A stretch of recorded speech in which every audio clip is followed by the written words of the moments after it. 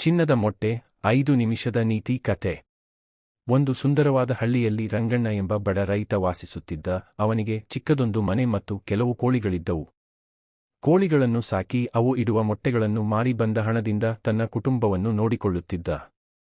ರಂಗಣ್ಣ ತುಂಬಾ ಪ್ರಾಮಾಣಿಕನಾಗಿದ್ದ. ಆದರೆ ಅವನಿಗೆ ಒಂದು ಕೆಟ್ಟ ಅಭ್ಯಾಸವಿತ್ತು: ಅತಿಯಾದ ಆಸೆ. ಒಂದು ದಿನ ಬೆಳಿಗ್ಗೆ ಕೋಳಿಗಳಿಗೆ ಆಹಾರ ಹಾಕಲು ಹೋದಾಗ ಒಂದು ಕೋಳಿ ಗೂಡಿನಲ್ಲಿ ಹೊಳೆಯುತ್ತಿದ್ದ ಮೊಟ್ಟೆ ಅವನ ಕಣ್ಣಿಗೆ ಬಿತ್ತು. ರಂಗಣ್ಣ ಅದನ್ನು ಕೈಗೆತ್ತಿಕೊಂಡು ನೋಡಿದ.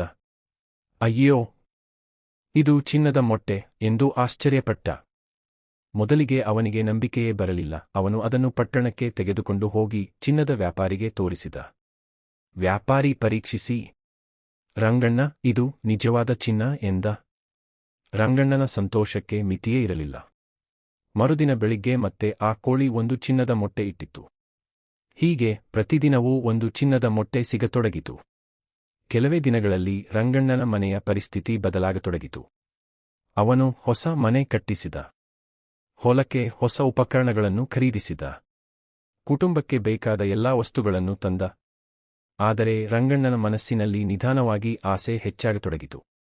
ಒಂದು ದಿನ ಅವನು ತನ್ನ ಹೆಂಡತಿಗೆ, ಈ ಕೋಳಿ ಪ್ರತಿದಿನ ಒಂದೇ ಮೊಟ್ಟೆ ಕೊಡುತ್ತದೆ.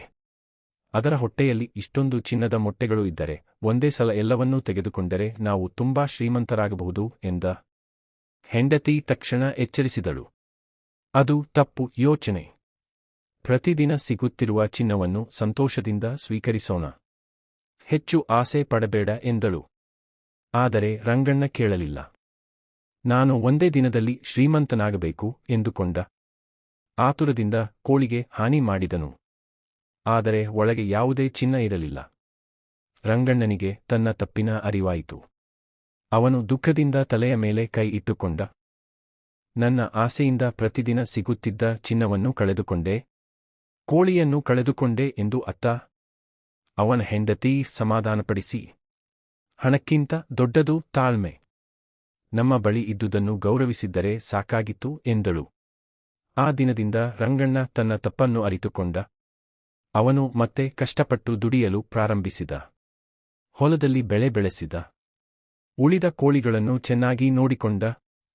ಕೆಲವು ವರ್ಷಗಳ ನಂತರ ಅವನು ಮತ್ತೆ ಸುಖವಾಗಿ ಬದುಕಲು ಪ್ರಾರಂಭಿಸಿದ.